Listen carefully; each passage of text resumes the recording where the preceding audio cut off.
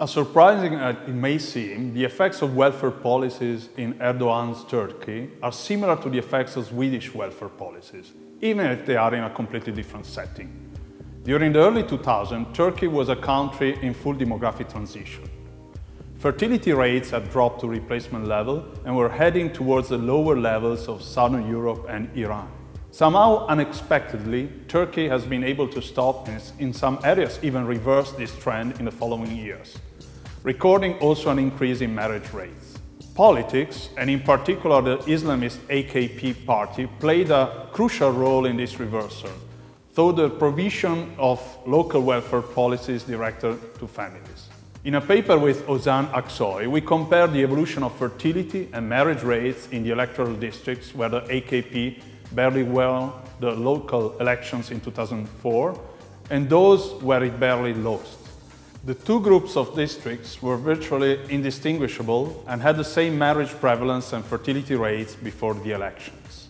After 2004, compared with non-AKP districts, in AKP districts there were 5 to 8 more children per 1,000 women of age 15 to 49, an increase of about 10%, and about 4 more marriages per 1,000 individuals in the same age range.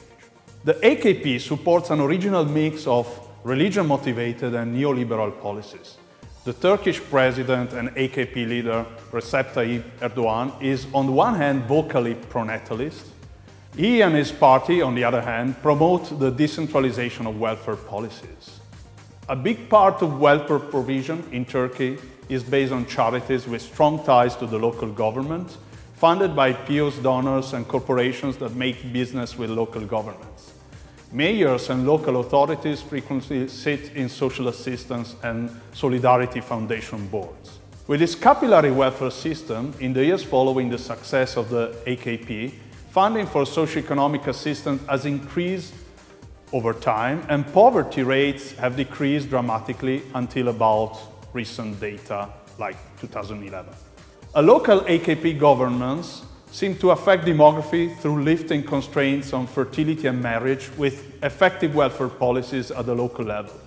Our analysis ruled out alternative channels such as economic development, an increase in religiosity, or the migration of mothers or young couples towards AKP ruling areas, where welfare provisions are more generous. Our findings emphasize the role that institutional and structural factors, as opposed to individual norms and values, play in shaping the link among religion, politics, and demography.